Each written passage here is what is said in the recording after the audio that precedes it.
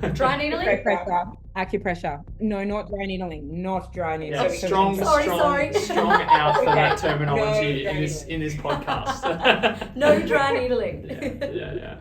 But that's why you'll see that GPs and specialists are really recognizing acupuncture now because of the evidence and the research that shows, okay, this is an incredible complementary modality that we can add. Yeah. You're seeing a good practitioner when they refer on. Yeah. Because if you've got a practitioner who says they like is a yes, I can treat everything. It's like, Hey, I'm Zeb, And I'm Maddie. and welcome to the We Don't Know Yet podcast. Whilst both Maddie and I are healthcare practitioners, we understand that there's no one-size-fits-all approach to healthcare. Should you require any medical attention, please seek out your local healthcare practitioner. So first of all, let's introduce our lovely guests that we've got on today. Elizabeth, welcome to the We Don't Know Yet podcast. thank you. Thanks so much for having me. No worries. Elizabeth is the principal traditional Chinese medicine practitioner, which for the sake of today, we're going to shorten to TCM. Perfect. Our health, and you guys are over in Burraneer, hey? Yes. So we're in the Sutherland Shire in Burraneer. Amazing. So we're all in the same backyard. We're all neighbours here, which is pretty cool. Yeah. And you've studied an undergraduate in TCM and a master's in women's health medicine as well. Yeah. Where did you do the master's? I did the master's at UNSW. Oh, amazing. Yeah, so it was a 2-year master's in coursework. So yeah, it was incredible. That really enhanced my knowledge with women's health and has helped me to practice with an integrative model. So yeah. Amazing. And it's not just you that's working over there as well. You've got an awesome team at the Dow. Yes, we have an incredible team. So Clarice Berry is there, and so is Molly Burton. Clarice Berry, she's just finished her master's in reproductive medicine at UNSW as well. And Molly's almost finished her women's health medicine master's. So it's great that we're all on the same page and working in the integrative care models. So yeah. Great. And I'm really interested to hear, and as I said to you off air, it's something that I don't know a whole lot about, but I'm really interested in. What led you to this line of work? What got you interested? So as I was telling you before, my mum is a chiropractor. So she had a clinic in Miranda. So I was working for her as a receptionist from 10 years old. It was my favorite thing to do. And I always knew I wanted to go down the line of helping people.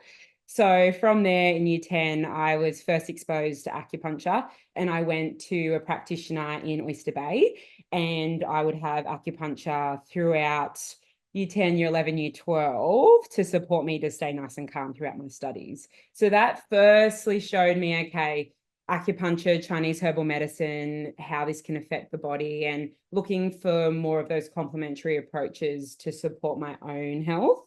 From there, I went and studied medical science to start off with down at Wollongong Uni, although I always knew I wanted to work in complementary medicine, but actually really try to grow it as primary source of healthcare. So come into a place of, okay, this is the research, this is the evidence-based treatment that we can use, and to really create a space that people could feel confident to have complementary healthcare in a way that the GP, say for example, recognizes it and can recommend it over.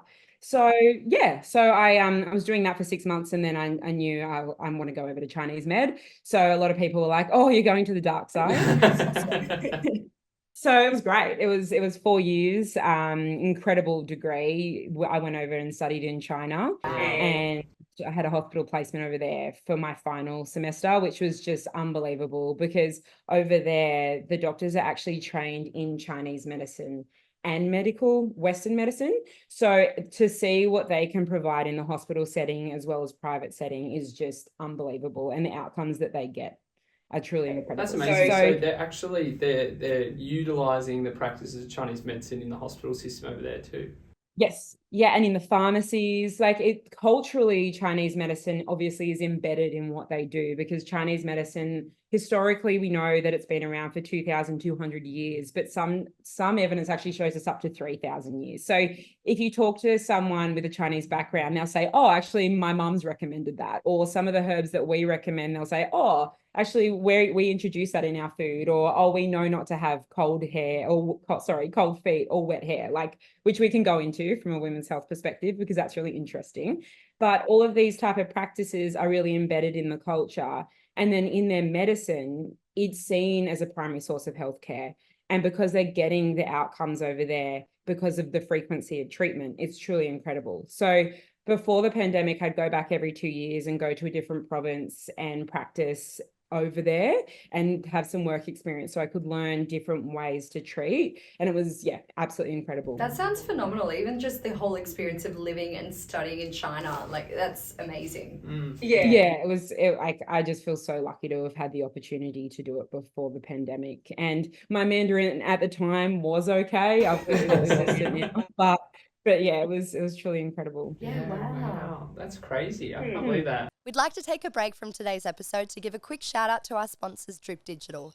They manage all of our audio and video editing as well as our social media marketing. Without them, the We Don't Know Yet podcast wouldn't be possible. So thank you again. And so, like, obviously, like you said, language-wise for you, being over there, I'm sure, like, was a little bit difficult. But do they speak quite fluent, like, English as well, like, across the board, or not really? No. I was like, I've never been to China before. I'm really wondering what that, how you're interacting, like, in the practices. Definitely put it on your bucket list because it's the most incredible country. Like their national parks are amazing. Their cities are just so cool and the food is just, unreal. It takes you by surprise, China, because every province is so different. But I initially studied in the Chengdu province. So Chengdu, which is in the Sichuan province. So it's in the middle of China, and that area, like we were some of the only tourists really that were there. So like when we signed for a lease, because Airbnb was really new then, it was 2015, and we actually had to go to the police station and sign this piece of paper that the translation was that we were aliens. Like it said, okay, we need you to sign this as aliens. And we were like, wow, that's such a funny translation. Yeah. So we're like, okay, cool. So yeah, we were some of the only internationals that were there at the time in that area. Like obviously Shanghai, Beijing, like they're obviously more of a tourist hub and that's where people will often visit. But in the rest of China, it is quite difficult with translation. But to be honest, like they throw you in the deep end, which is amazing because that's how you're going to learn the language anyway. So. Exactly. Immerse yourself in it. Hey? Yeah. Yes, and they're beautiful, like so welcoming and they seem like there's such a beautiful culture. I honestly haven't really had much experience with them, but they, as you said, all the landscapes look amazing. Yeah, it's definitely on my bucket list. It's unbelievable. We love Chinese food. Yeah, everything, and like so interesting. Like the food in China is completely different to what I can only imagine. I feel like I've got a false perception of what it's actually like over there. Yes. Yeah, like I was so excited for like all of the things that we have at our local Chinese restaurants, and it's like completely different. And yeah, you just learn so much over there. And yeah. Wait, they don't have honey soy chicken? Are you serious? No satay chicken. I was so excited. It's so good. But no, it's even better, but just a lot more traditional than what you expect. Amazing. And when you went over there, you were referring to like we quite a few times. Who went over with you? How many people were there? So my student group, or like my cohort is the word I'm thinking of. So my cohort went over. So there was about 20 of us that were there. Yeah, so it was an amazing way to finish uni. Yeah, to have that all together. And how long were you over there in total? So the placement was for 6 weeks, and then I was traveling for 3 months. So I went to Tibet afterwards, which was unbelievable. So yeah. Wow, that's really, really cool. Yeah. I'm pretty excited to dive in and talk about your practices a little bit more now, just because obviously we spoke a little bit off air about the fact that I think like coming from an osteopathic background, I've got a little bit of experience in terms of studying with TCM students at uni and then into workplaces where a lot of the time we actually work in conjunction with the TCMs too. Maybe let's take it all the way back to the basics and talk us through a little bit about like what Chinese medicine actually looks like. Yeah, because great. Yeah, I think, and we kind of touched on this, but it's a little bit unknown sometimes. People are a little bit like, I don't really know about it. I'm just going to stick to my stick to the basics. Yeah, I think that's a really good place to start. I think like to unpack the mysteries of traditional Chinese medicine and to move away from that stigma of woo-woo, because there's so much evidence behind it. When we talk about traditional Chinese medicine, it's a medical paradigm or medical model, so to speak, that is completely different to Western medicine. So the way that traditional Chinese medicine looks at the body is much more of a holistic approach. And rather than looking at symptoms, it looks at patterns. So there's a number of questions that we'll ask in a consult, and we'll check a patient's pulse and tongue that really give us an indication of their pattern. Now, someone's symptoms may be the same, but they'll have a different pattern, and it's the different pattern that you need to treat. So say, for example, someone comes in and says, I have endometriosis. Their pattern of endometriosis can look very different to someone else who has endo. So if we draw back to what traditional Chinese medicine actually is, it's an umbrella term for a number of modalities. So the modalities included in traditional Chinese medicine are acupuncture, Chinese herbal medicine, Chinese dietary therapy, which will be really interesting to chat about, Maddie, actually, because how that would work with your practice as well. And then you look at gua sha, moxibustion therapy, amazing for endometriosis, dysmenorrhea. And then you're looking at cupping as well. Yeah. And then you're looking at one more. Tip of the tongue kind of stuff. Dry needling? Acupressure. No, not dry needling. Not dry needling. Strong out for that terminology in this podcast. No dry needling. Yeah. Should we jump into dry needling and what the difference is with acupuncture? I think while we're at it. I think why not? Let's hear it. Yeah. Let's hear it. Okay, so first off, I'm all for dry needling in the right space. So Zeb, do you practice dry needling? Absolutely, yes. Yeah, cool. So you can see the effect of it, and there's a purpose, right, for it. So dry needling is where you're looking more for a muscle or trigger response, right? The needle is usually retained for quite a short period of time, whereas acupuncture, the needles are retained for a minimum of 25 minutes. Wow. Okay. And each acupuncture point has a different function. And the big... Well, go on. I was just going to say, like, when we go through a lot of our studies with dry needling, a lot of the time short course style of teachings, whereas obviously with acupuncture, it's such a pivotal part of your practice. It's something that you guys, like us as osteos, we learn our osteopathic technique over a number of years. Same with you guys. You guys are learning that acupuncture over a number of years as well. Yeah, that's exactly it, Zeb. So we practice and learn acupuncture for 4 years, whereas dry needling is like a minimum of 1 weekend, and sometimes like then you build it up. So dry needling definitely has its place, although it's completely separate to acupuncture. And where we find dry needling, we disagree with the practices of dry needling, is when someone tries to start practicing acupuncture with their dry needling technique. So say, for example, in some dry needling courses, they'll say, use this point. So I'm just pointing to the hand.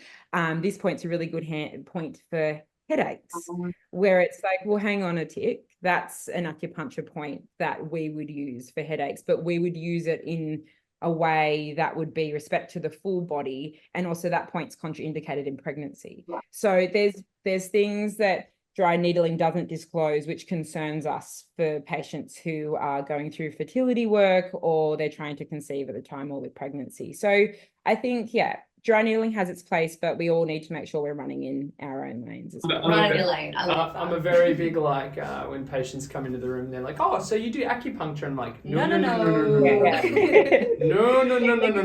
I appreciate it.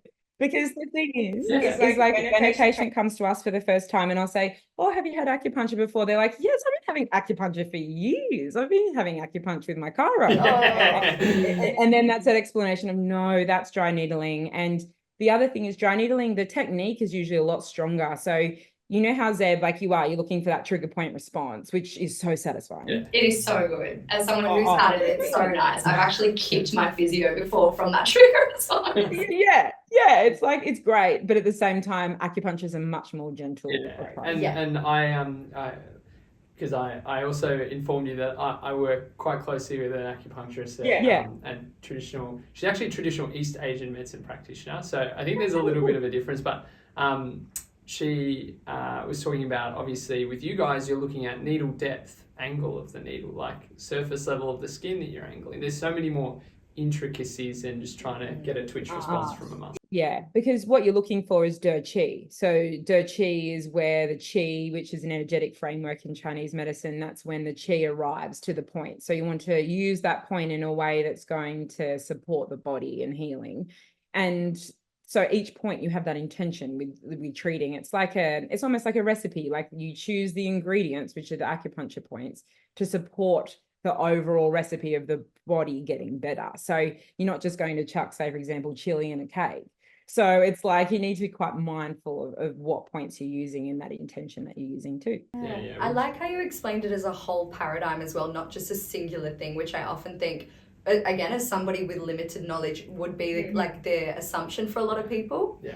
Yeah, definitely. And I think some people think traditional Chinese medicine is only acupuncture, or some other people think, oh, Chinese herbal medicine is the only way of traditional Chinese medicine. And a lot of people are turned off Chinese herbal medicine because of what they may have heard in the media. Yes. Which is, I know we're going to get to those mysteries of unpacking misconceptions of Chinese medicine. All the joys. Yeah. No, that's really, really helpful. So we've got all those tenets or key principles. How was it 6?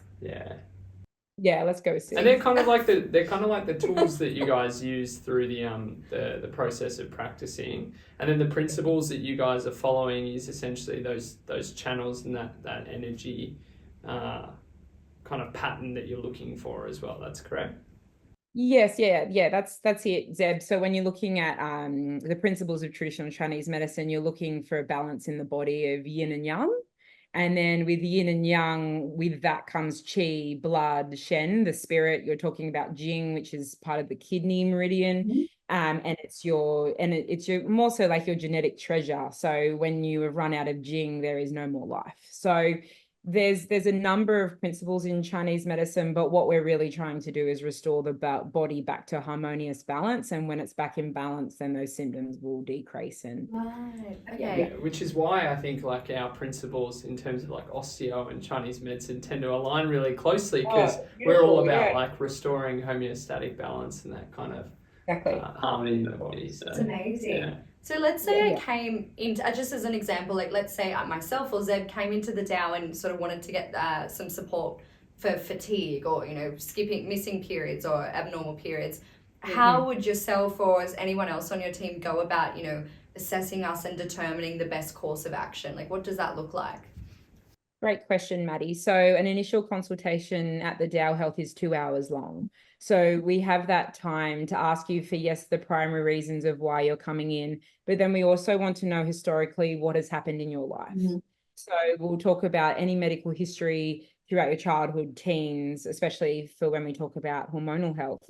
And then we'll talk about your current symptoms. Then we're also talking about your sleep quality, but in a way of what time do you wake up? Because have you heard of the Chinese clock? No. It's the sleeping clock. So that's super cool. So if you're a person that, say, for example, wakes up at 2 a.m. every morning, then that's an indicator to us that your liver is out of balance. So the way that I usually recommend with patients is I'll say, look, let's go through your full history. So we'll talk about diet side of things, movement, very similar to, I'm sure, what you both do. And then we talk about it from a Chinese medicine side of things. We then come into an integrative model of care, and I talk about their symptoms and condition from a conventional medicine perspective, and then we blend them together. Right. So that's the beauty of Chinese medicine. Chinese medicine is a complementary medicine. It's not alternative. So the reason it's complementary is it can work alongside conventional medicine really well. There's a minimal chance of interaction there, especially with acupuncture. There's only a certain few medications that you need to be really careful with.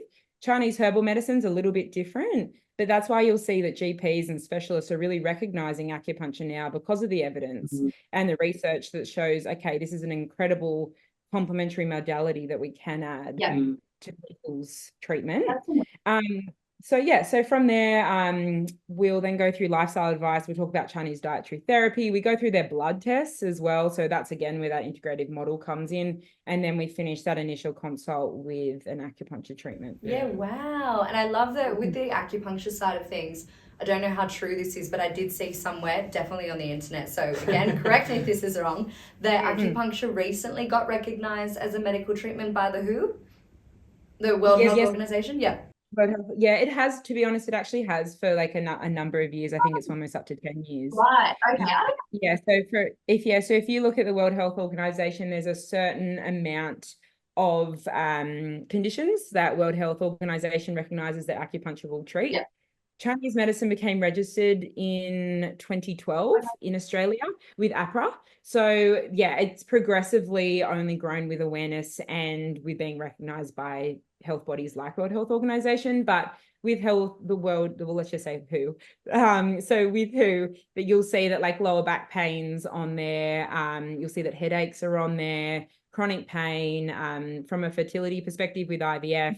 And with endometriosis. So yeah, it's really incredible. That's amazing. And the Chinese clock thing is so funny. And this is obviously, correct me if this is obviously so wrong, but when you were saying like waking up around 2, 3 a.m. and something's off with your liver, younger Maddie, maybe after a few too many drinks, you always wake up around that time, always.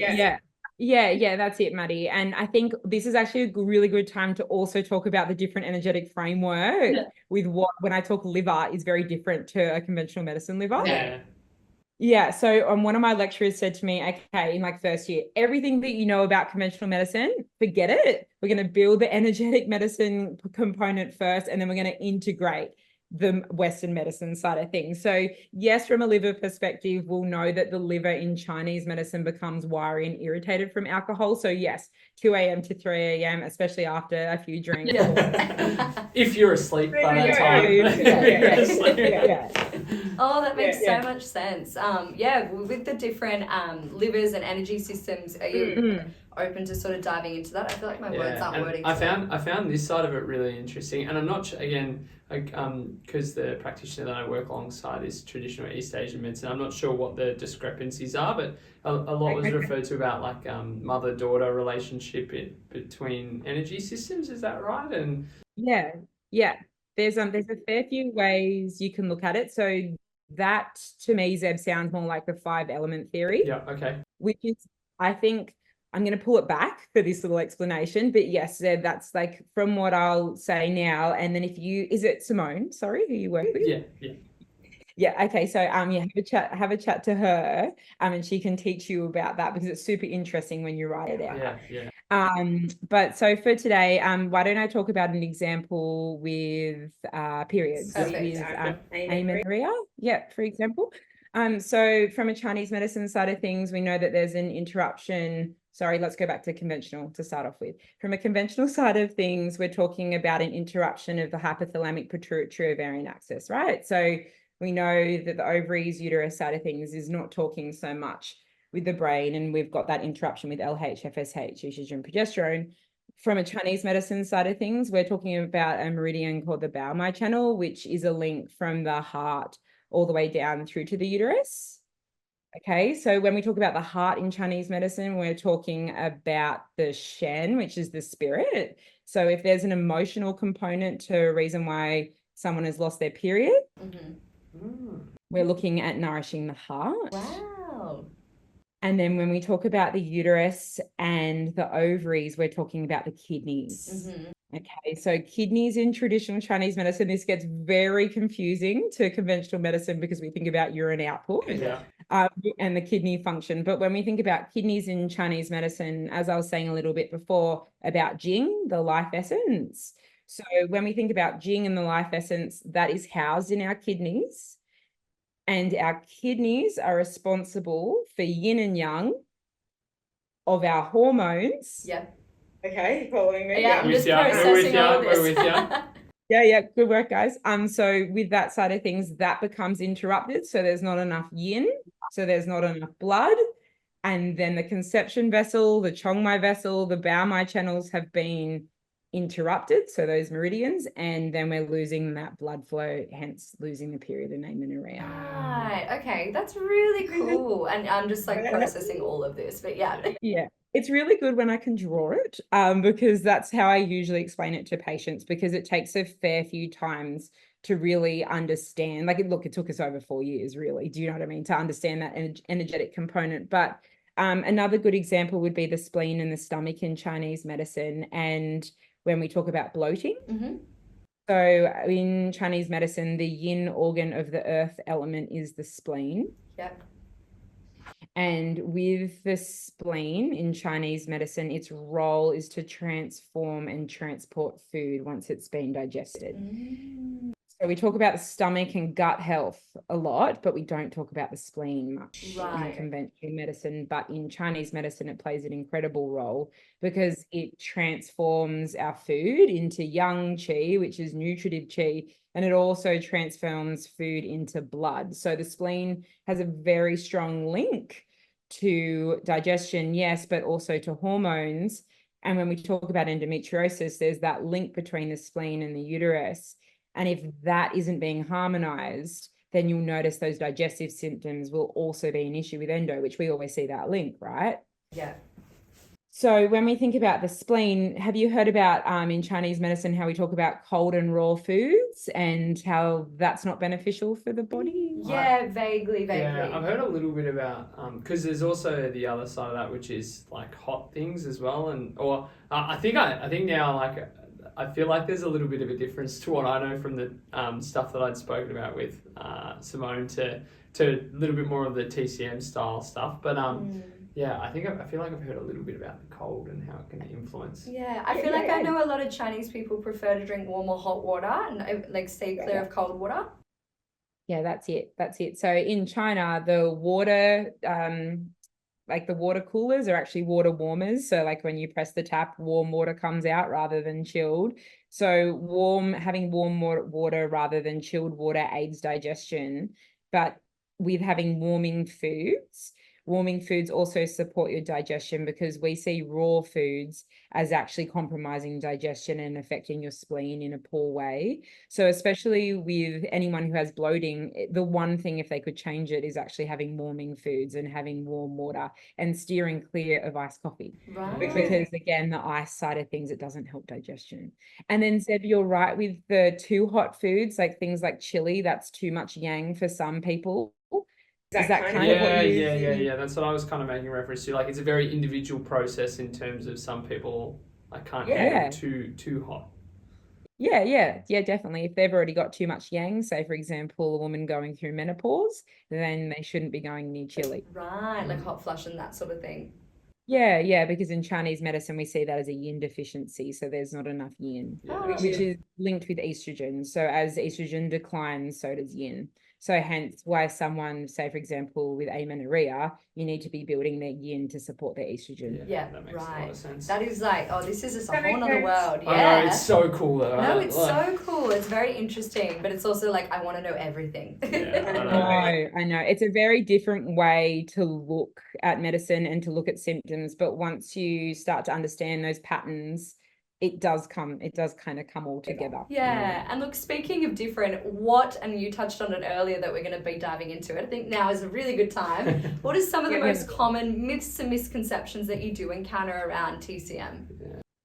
Yep, great. So let's start with Chinese herbal medicine. Mm-hmm. So Chinese herbal medicine can have a bad rap because people are concerned that animal products are used, say for example, rhino horn. So as Chinese medicine has become regulated in Australia, there's very strict rules, and all of the herbal medicine that we use is all plant-based. Okay. So I think that's something that is always quite a misconception. Another misconception is that acupuncture hurts. So acupuncture should be really gentle, as I was saying, and there's some, like with dry needling, that's also something for us, that dry needling can kind of sometimes give acupuncture a bad rap. Yeah. Because if someone tried dry needling and they didn't like it, it's a very different technique. It's a lot stronger, and then that can sometimes discourage someone to try acupuncture. Yeah, and speaking on behalf of acupuncture, sometimes I think I have a fear of needles. It's funny because I dry needle people all the time, and I love the response that I get to dry needling. I feel like I respond really well to it.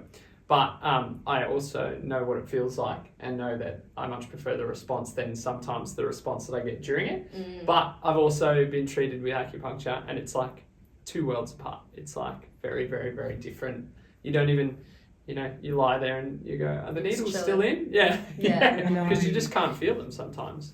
I know, and having an acupuncture nap is the best thing in the world because you're kind of in this space of still being like aware of what's going on, but you're floating. It's like transcendental. Especially if the heat lamps over you, you just feel like there's like a warm Oh cuddle my from God. needles. It's a really weird sensation. You just feel like getting a warm cuddle from needles. I need to go get acupuncture. I haven't had it. Yeah, it's amazing. And just like the warmth from the moxa. Have you had moxa? No. Zeb? Oh, Herb on top of the needles? no. Oh, well, that's Right, well, I guess I know where I'll be heading after this. Yeah. Another misconception would be that acupuncture isn't safe in pregnancy. Mhm. So acupuncture plays an incredible role in pregnancy to support women throughout each trimester. So trimester 1, an incredible support with morning sickness and nausea. Mhm. And there is research there for the nausea and also with hyperemesis as well. And then coming into trimester 2 with musculoskeletal conditions such as pelvic pain and sciatica, and then coming into labor preparation treatment from 36 weeks to support an efficient birth. To make it very clear though, acupuncture throughout pregnancy needs to be by someone who specializes in women's health, because there are points that are contraindicated in pregnancy. And those points also should not be used in the luteal phase for a woman who is trying to conceive. So for anyone who's listening who sees an acupuncturist or sees a dry needler, then I think it's really important to always let them know if you are in that second half of your cycle and you have tried that month, because there is acupuncture points or dry needling points that we need to make sure that we're steering clear from. Right, that's so interesting. What if somebody doesn't have awareness of their cycle? Just thinking about like amenorrhea or dysmenorrhea. In the way of when they have like they're trying to conceive? Or if they're trying to, I don't know, they're seeing you to bring back that regular period or the regular menstrual cycle and they're not sure. Is that a consideration? I don't know if I worded that correctly. So, sorry, Maddie, do you mind clarifying? If somebody, no, I explain things in the most convoluted way sometimes.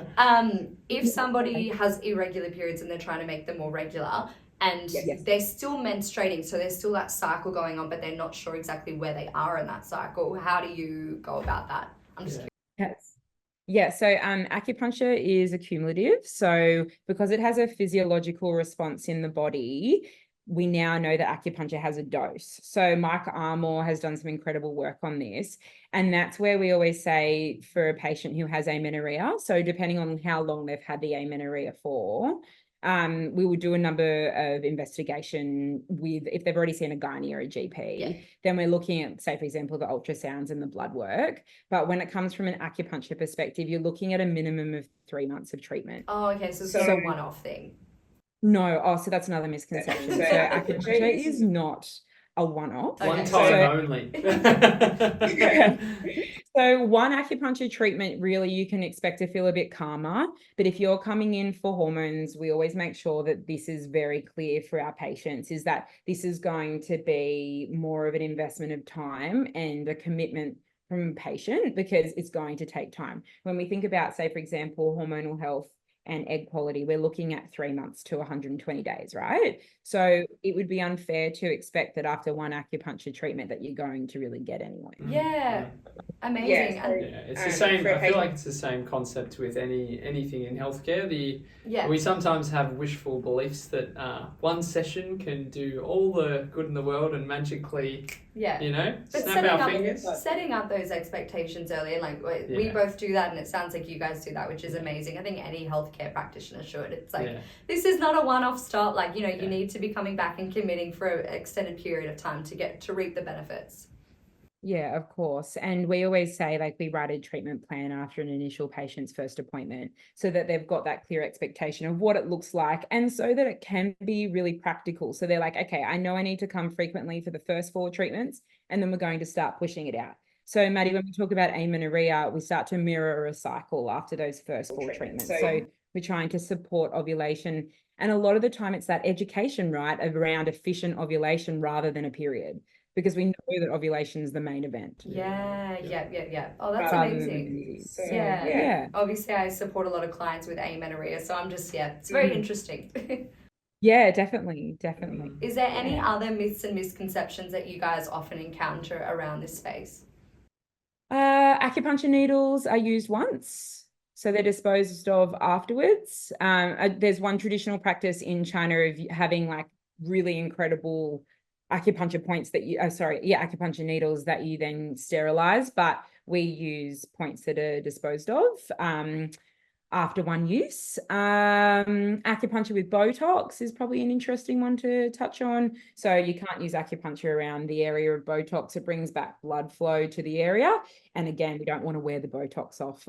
It does work quite well if someone's had too much Botox and they're like, I really need to pull back on the dose that they've been given, and acupuncture can do that quite well.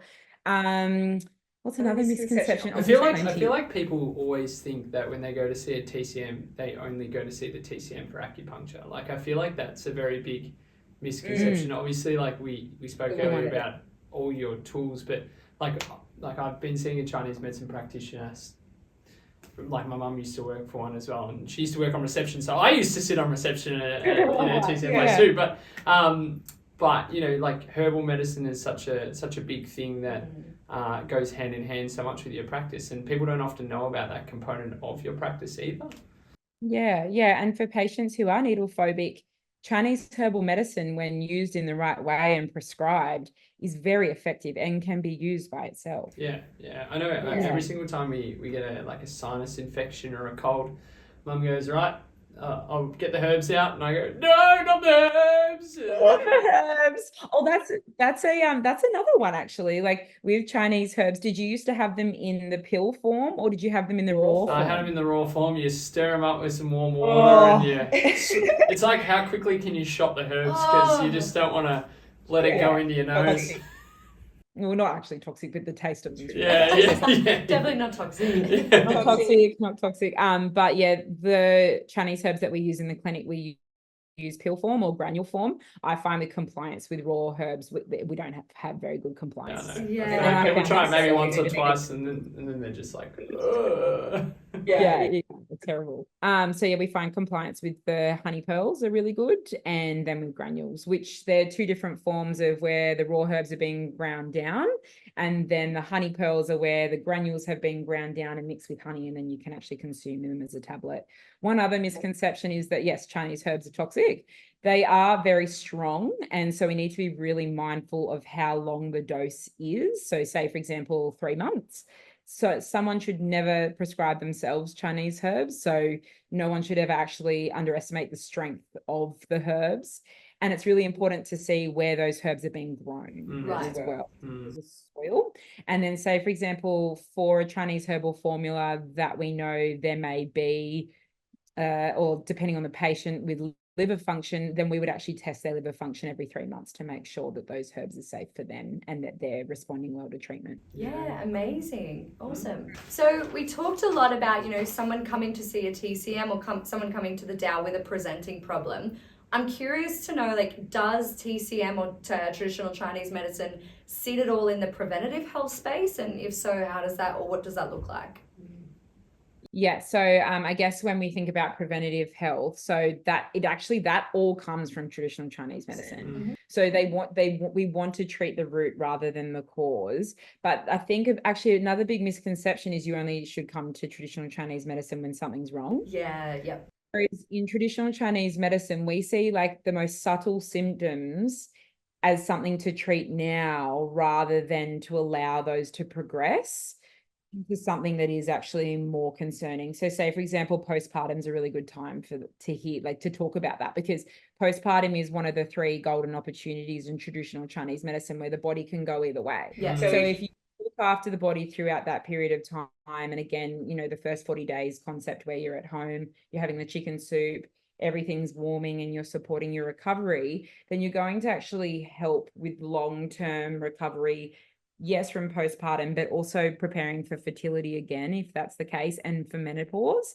So everything, when you look at that hormonal balance in women's health, but if you were to look at general health, when we talk about preventative medicine, then you are looking at say, for example, if you see that the pulse is just a little bit off, then that's where, okay, well, we need to strengthen your chi. And if you can do that initially, then again, you're not allowing it to actually go into something that's going to be It's harder to sort of get on top of things when they have regressed to such a level.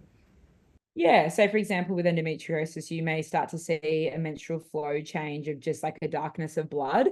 And we see that as blood stagnation. We'd want to actually be treating that ASAP rather than waiting to allow that blood stagnation to become really severe, which in turn could then cause endometriosis. Wow, that's so interesting. Yeah, very much I feel on the preventative wagon versus like treat the symptom and I think like the theme across a lot of our episodes so far has been like prevention. Get in, ask some questions, see some different practitioners and get some different takes on things and just like take a bit of an interest in your health nice and early so that you don't get to the stage where I see people walking in bent over like, whoa, what's going on with my low back? Go in and just get it seen to straight away. Yeah, I feel like it's really breaking that past generational cycle of like, you only see somebody when something's wrong or something's broken. I feel like in this day and age, particularly in Western culture, well, this is, I guess, my personal opinion, people are taking much more ownership of their health. Yeah, definitely. I think through education, and they're their own advocate as well. And they know that, if something doesn't sit well with the first specialist that they see, that they can see someone else for a second. Yeah. Whereas you look at my grandparents and they see a specialist and they're, doing something and you're like, oh, why are you doing this? Or why are you taking that? I don't know. The lady just told me to. I'm like, surely you know why. Like, don't you listen? Yeah. It's mind boggling to me. I think it's also the relationship previous generations have had with their GP. Yes. Yeah. So it's such a one-on-one relationship. And now I think we're seeing that movement with GPs and specialists that they're also recognizing that we need a multidisciplinary approach. Yes. And see that preventative care is going to support not only our community, but also from a public health perspective as well with an aging population. Yes. So I think like even when we talk about Chinese dietary therapy or lifestyle advice for someone through preconception, it's really important to see fertility as once you're aware of your fertility, say, for example, once you get your period and you start to learn what ovulation is, that's where you start to treasure your fertility, because we talk about fertility in a way of the more fertile you are, it's actually how healthy you are. Yes. It's not separate. And fertility and hormonal health, it's all linked. And I think we're really seeing that movement in the women's health space, say, for example, with oral contraceptive pill. And people are looking for more opinions now, say, from just their GP or a gynecologist. Yeah, the more and more people that I talk to, both personally and professionally, the more, I guess, mixed feelings that there are against like an oral contraceptive pill, which, I think for so long it was like, okay, my GP has prescribed this thing and obviously it's there for a reason. I'm not, naysaying oral contraception at all, but I think, as you said, it is good to get some other opinions if that doesn't sit right with you. Yeah, I think always just having an educated choice. So say, for example, the oral contraceptive pill, it plays an incredible role for some women. But for other women, if they're coming to their GP because they've got concerning symptoms that's affecting their quality of life with their menstrual cycle, then the oral contraceptive pill potentially isn't going to treat that. It's only going to be a Band-Aid approach. So that's where even prevention is better than cure is then coming in there and treating, say, for example, a 16-year-old when they've got period pain rather than waiting to their 30 because they've been on the pill for that long. Yeah. And you mentioned earlier about multidisciplinary care, which Zeb and I are the biggest fangirls of, fangirls and fanboys. Also, as you said, like TCM does sit in that complementary space. How do you go about, in such a Western world, I guess, advocating and really highlighting the benefits of your practices and, what you can do for clients in an MDT? Or a multidisciplinary team. Yeah, great. So through education, once I started practicing, I always wanted to work in the multidisciplinary approach model. So I would always educate my patients of where Chinese medicine kind of sits. And then that's where I'd start to encourage that conversation with their GP or other specialists like yourselves. So that's kind of where I begun with it. And so, for example, I'd always get their consent to release their information and I'd start writing letters. So I'd always connect with the specialists, with the allied healthcare that my patient was seeing. And I'd really encourage them to be an advocate for their own health. So I've always found that patient-centered care is always the best, where they feel heard and where they see that their practitioners are all talking. Because it used to be, you know, if someone's prescribing something over here and then someone's over here doing this, it's all very overwhelming for the patient. Whereas if we're all on the same team, really, we're all looking for the same outcome. Yes. We want our patient to get better, really. Like that's, so if we can all work together and spend that time to educate our patient, but also to talk to one another so we all feel educated in what we're all bringing to the table as well. Yeah. So yeah, I think for me, my biggest passion other than treating is through education and raising awareness about acupuncture and traditional Chinese medicine. I think it's so important because my passion is I want to get us onto the enhanced care plan, which if we could get Medicare covered, like that's going to be a game changer for so many people with chronic pain and in the women's health sphere. So it's just educating the GPs, educating the specialists, educating other allied healthcare professionals. Yeah. And again, it's like debunking the myths so that they know, oh, this is what a realistic treatment looks like with acupuncture. Whereas I think, again, you know, if they've got a patient who's come back and said, look, I tried acupuncture once, didn't make a difference. Yeah. It's like, no, it won't. It won't make a huge difference. Like miraculously, like say, for example, you may have the one-off patient who has a big change, a significant change after one treatment, but it's not what we expect. And I think, you know, allied healthcare professionals, medical professionals, they need to know what an acupuncture treatment and treatment over a certain period of time actually is going to look like. Yeah. No, absolutely. I think that sounds brilliant. And yeah, as I said, Zeb and I are the biggest fans of working collaboratively with other practitioners because as you said at the start of today, like we've all got our lanes and we need to stick within our lanes, but it is helpful to, you know, extend those branches out and make sure we're all invested in the same outcome and the same goal. Yeah, I think like it's the way forward. It's the way forward for all of our patients. And I always say to patients, you know, you're seeing a good practitioner when they refer on. Because if you've got a practitioner who says that like is a yes, I can treat everything. It's like, hang on, no, like you need to be in a multidisciplinary team for that patient. And when you've got a practitioner who can say, look, I think we need to introduce this person into the team. What do you think? Then that's a really good place to start, I think. Oh, for sure. Yeah, definitely. And having a really good GP. That's a game changer. Yes. Yeah, huge. Absolutely. All right. Oh yes, I'm so excited for this. Yeah, I didn't actually like this segment the other week because I got blindsided by it, but that's okay.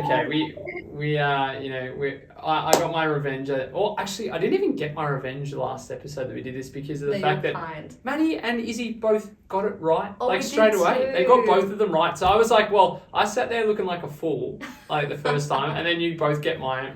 Anyway, it's Maddie's turn today, moral of the story. So we're in for an absolute treat today. I threw Zeb and Bronte when we first did this segment under the bus because I was like, okay, that sounds like such a convoluted and complex health condition, but didn't offer up any hints and they both were just stumped. So yeah, I'll be a bit kinder this time. We've got a clue today, which will be nice. Yes. So the health condition for today is Stone Man Syndrome. I think the clue is in the name, really, but do you guys want to have a crack at what you think it means? Ooh. Elizabeth, you want to go first? Never heard of this before. I feel like I don't know where Maddie finds this one, seriously. I'm like... I thought this was going to be something like practical. Okay, so No way, not practical. No, that's not how they... Okay, Stone Man Syndrome, look, like stone-wise makes me think like chronic constipation, but I've never heard of it before, so I don't feel like it's in the digestive space. No. Is it in like dermatology? Yeah, I was thinking maybe like scaly skin or like something skin. That's a good dermatology. I'm gonna give you a hint. No, it's not. Ooh. That's my only hint. Is it in neurology? No. Oh my gosh. Okay. Psychology? No. What about musculoskeletal? Yes. Ooh. Okay. That's good. Stone Man Syndrome. It's so, I feel like I'm inflicting pain. It's kind of fun. Yeah. It's obviously something structural. Is it autoimmune? Not sure. Oh, could be. Yeah, I reckon. I don't know. I reckon. In my definition, it doesn't explicitly say autoimmune, but looking at the definition, Oh, actually, no. I scrapped that. No, it's not autoimmune. Okay, No. huge. Is it chronic? Ah, what does that mean? Chronic. Like how? Sorry, I'm just Long-term. trying to long term. Yes, it is chronic. Yeah. So does it last forever? Yes. Oh, okay. Okay, is it upper back? Is it cervical? It's not necessarily specific to a body, an area of the body or a part of the body. I feel like it's stone man means like stiff, something stiff. Like stone, I think is like rock, rock hard, something like rock hard. It's not like Does everything turn to bone? Turn to rock? Close. Rock. I feel like turn to Is it- rock. Stone man syndrome. I'm like, I don't know. Does it... okay, so does it bring limited range of movement? Yes. Ooh. Yes. We're getting warm. We're getting warm. Yeah, because I feel like stone is like a like stiff as a board. Does the bone calcify? Yeah. Yes, sort of. Yes. Okay, I'll give the definition because you guys are like, I think you're pretty much on. Wait, we might get it. Okay, go. Okay, is it more limbs than spinal? Yes. Ooh. Yes. So is it like For those listening over audio, Elizabeth is doing star jumps on the on the video. okay, so I'm just gonna say it's like stiff man syndrome. Yeah, something. Well, you said calcify, right? So calcify. Yeah, like it's obviously like it obviously gets worse. Yeah. Yeah. So Does the musculoskeletal system calcify? Look, I think you guys are close enough. It's killing me. Can I share? I think Okay, yeah. Elizabeth, you've probably got the closest. All right, shoot. And do you have any other guesses? I have no other guesses. no, I just was gonna ask like, is osteoporosis a factor, but I really don't think that's helpful. So let's hear it. Okay, so Stoneman syndrome, also known as, I'm gonna really mess this pronunciation up, fibrodysplasia ossificans progressiva. Well, I actually don't think that was that bad. Extremely rare genetic disorder characterized by the abnormal growth of bones in muscles, tendons, ligaments, and other connective tissues. So it's really like a restricted movement and it can lead to severe disability. Wow. There is no cure, but you can get like surgery to remove the ossification and the sort of growth. Wow. Yeah. There you go. It's very rare. It's extremely rare. Yeah.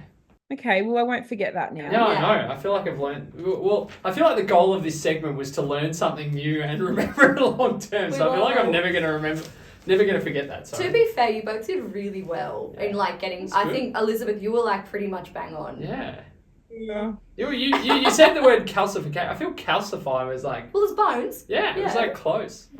That was the bit that I was like, but yeah, Stone Man, I was thinking the same as you, Zeb, like scaly skin. Yeah. Or like the Lizard Man. What movie is that of? Oh, I don't know. Oh, Spider-Man. Yeah. Nice. Yeah. Oh yeah. That's what I was. Yeah. That's what I was thinking of too. Okay, good work. That was a nice, I guess, the health condition segment. That was a little bit more gentler on us. At least it gave us something to kind of go with. Except for what was the one you gave us? Synesthesia or something like that. Oh, it was when you like, what was it? You see milk and you taste milk or something like that. No. Yeah, it's like when you see the color orange and you taste orange.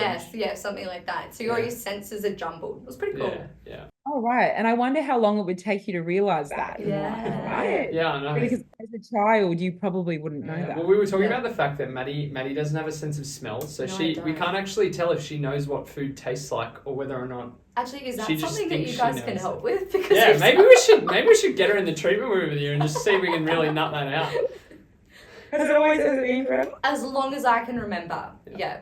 And I've had MRIs, I've had all the scans and things all sweet. So it's so funny because she comes over and she's like, "Oh yeah, that tastes so good, that food that we're eating right now," and you just go, "How can you actually taste I it?" might be missing out on a world You're missing of a taste. world that you never know about. It's actually really frustrating. But anyway, I don't know any different. So Do you wear like a perfume? Like, are you like, oh, I think that would smell nice? I take my partner to the perfume shop and ask you what smells good. Because I don't know. And I'm like, okay, who's the person I spend the most time with? My partner, Jack. I'm like, you just tell me what smells good to you and I'll just get that. Here's a fun fact about you, Maddie. Oh, There you go. There you It's go. so random though. I'm like, I really wish I could smell. That's one of those things, right? Yeah, I know. And again, like, it's not like I had it and it got taken away from me. I'm happy living in bliss. In ignorance, rather, not bliss. Yeah. All right, let's dive back into Chinese medicine. Yeah. Let's go down a little bit more of a path of endometriosis Oh, now, I yes. think, and really hone it in. But because we originally reached out, I think, in Endometriosis Awareness Month, which was March. Yeah.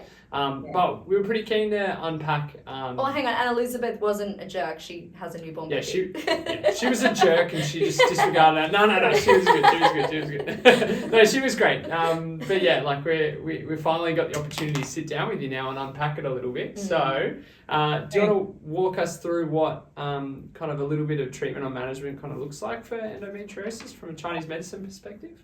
Yeah, perfect. So with endometriosis, we know it's a complex condition, and movement is going towards how to manage endometriosis rather than a cure at the moment. That's where the endometriosis focus is. So when we talk about the role that acupuncture has when treating endometriosis and managing endometriosis symptoms, the research shows us the improvement with pelvic pain associated with endometriosis, digestive symptoms that are associated with endo, as well as the inflammatory side of things. So acupuncture will help with the pain relief side of things to improve quality of life with the menstrual cycle. There's the endocrine function there as well as now we can see that the immune system is also affected with endometriosis, and there's the immune component with acupuncture as well. So the research is really strong when we talk about endometriosis and acupuncture. The Chinese herbal medicine side of things is continuing to evolve. So at the moment, there's some research for herbal formula that we use often when treating endometriosis called Guisi Fulingwan. Over at Nickham, at Western Sydney Uni, they're doing a trial at the moment to see how statistically significant or effective using that herbal formula is for endometriosis. So acupuncture can play an incredible role as part of a multidisciplinary team, and it's something that I'm really passionate about growing awareness about. Yeah, particularly there's so little that is done for women with endometriosis, particularly in that Western, medical model. I think there's such a gap, and it's so debilitating. Like, obviously I don't personally have endometriosis. A lot of my clients do, a lot of my family and friends do, and it just really does affect your quality of life. Oh, so much so. And, from a place of how you feel daily or missing days of work around your menses. And I think that's another common misconception about endo, is that it's only pain around the time of in the time of your cycle. It's also throughout the entire month. Yeah. And other main hormonal changes such as ovulation. So I think it's something where we need to talk about that management side of things. And we know that it's now 1 in 6 are affected with endometriosis in Australia. So how can we make a difference with managing endometriosis symptoms rather than the focus on the cure? Because unfortunately, we're not any closer to finding a cure at the moment. It'd be interesting with all the sort of push to get more advocacy and more supports available to women with endo, if, I guess, the government or whoever's responsible for making those decisions, I guess adds, Chinese medicine and acupuncture into that as well. Yeah, we're getting there. We're pushing for that at the moment. So we're at the DAO, we're working on something that's exciting to improve accessibility for acupuncture. A big barrier for people who suffer from endometriosis is the cost of their treatment. So, you're not only looking at seeing a gynecologist, you're looking at seeing a pain specialist, a psychologist, a dietitian, you're thinking about seeing an osteo or a physiotherapist, a women's health physiotherapist, and then you're also adding an acupuncturist. So that combined with how much time that takes, and then also the cost of those treatments as well, because a lot of it's private, so it's charged to the patient, is we need to find a place of accessibility so that patients with endometriosis can access this care. So that's something we're working on at the moment in the community space, but we're also pushing for that from a government level side of things too. So hopefully we see some change soon. Oh, it's amazing. And if somebody does come to your clinic with endometriosis and is wanting to get on top of things from a management side of things, what does a typical treatment plan look like? I understand it would be really different person to person, but are there some sort of general things that are across the board? Yes, yeah. So more of an increased frequency at the beginning. So for an endometriosis patient, so I think it's something also to be clear now is like the movement is actually going away from a laparoscopy for diagnosis. So we're at that point where it's like, okay, we're going to assume in some way that there is endometriosis there without that laparoscopy when treating. So if they've got that type of pain and those symptoms that really fit endo, then we're going to treat it that way. But we've also got to be mindful that some patients with endometriosis have completely different symptoms than what are typical of endo. So when we look at a model of care, the frequency at the beginning is going to be weekly, and then we push it out to fortnightly if we can for 3 months. Mm-hmm. We then check in to see how the patient's going. And throughout that period, we're talking to their multidisciplinary team. So we're checking in with their gynecologist, we're checking in with their women's health therapist and any other allied healthcare or medical teams. And then from there, we're reviewing. So if we can get to the point where they're like, look, I'm able to manage my pain, it's the pain around ovulation that I really need the help with, then we would recommend that they book in monthly 1 week before ovulation. For patients who it's more so that their quality of life is affected during their menses, then we're asking patients to come in that week before. I think that's something really important to get across, is that acupuncture is more effective when you have the treatment 1 week before actually having your period, because you're going to get more of a benefit than if you had the acupuncture treatment during your bleed. Yeah, okay. No, that's really, really interesting. I feel like it goes back to that preventative model that you were talking about earlier in terms of like really trying to get to it before you're actually in the midst of it. Hey? Yeah, exactly. And again, it's that dose component of acupuncture as well. You need to build that dose up to support that harmonious balance back in the body and reduce the inflammation. I'm just in awe of you as well. Like, you obviously work in the clinic, you own the clinic, and obviously do the business side of things as well. How do you have time to stay on top of all the research and development in this space? Yeah, I feel like it's like the hardest thing to do as a healthcare practitioner. Yeah, I just absolutely love what I do. I think like it's such an honor to be able to treat, and I just am so passionate about being able to grow the awareness with acupuncture that I need to be the best practitioner that I can be through learning with the research and keeping up to date. Yeah, so I guess I just kind of manage, I don't know, I guess it's the same as you, right? Like if you're interested in something, it's not an effort. You just want to know it all. Yeah. I just want to know it all. So yeah, so I guess, just keeping up to date with what's happening with research. And also that comes with the allied healthcare teams that we work with and the specialists that we work with. We have regular meetings with our multidisciplinary unit with Dr. Amani Harris. And so we've just begun that, and with the women's health therapist Tamara Woods, Dr. Nancy Peters is involved as well, and then dietitian Chantel Hall is also involved. So we're all working as a team and we're checking in monthly now. So I think like I've been doing that for a number of years of checking in with the doctors and seeing where we're at. I think conferences is another big one as well. And just, always just making sure that you're on the pulse, because it just makes such a difference. Oh, for sure. And like, it really comes back to that really cheesy saying of like, if you really love what you do, then you're not going to work a day in your life. Like, obviously there are times where it's harder than others, but on the most part, you're just so interested and invested. Yeah, that's it. And I think like, with acupuncture side of things, this has been done for, almost 3,000 years, is like research is just catching up with what acupuncture's said and has been doing. It's just that now we can prove it.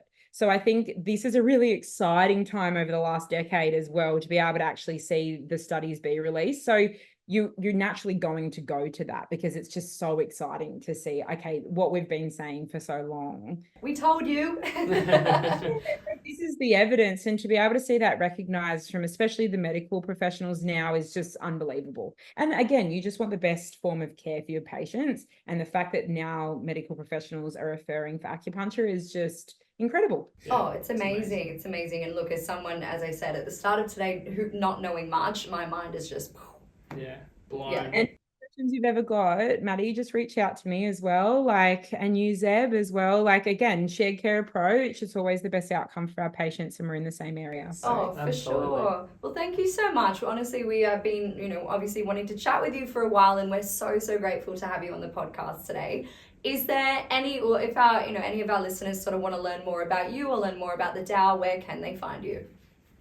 So from a journal perspective, we have the DAO Does journal, where myself, Molly and Clarice, we all share evidence-based acupuncture and associated lifestyle advice with women's health and general health that has something to do with traditional Chinese medicine. So you can find that on our website. I have a podcast with my co-host Georgia Payton called Integrating Chinese Medicine, and that's where we share how to integrate Chinese medicine into your life. And then we've got the Instagram platform as well through the DAO, and then my one, Elizabeth Cullen, the DAO as well. So yeah, thank you so much for having me. Thanks for listening to this week's podcast. Be the first to know when the next episode drops by hitting subscribe on wherever you catch your podcasts. And don't forget to follow us on Instagram at we don't know yet.pod. See ya.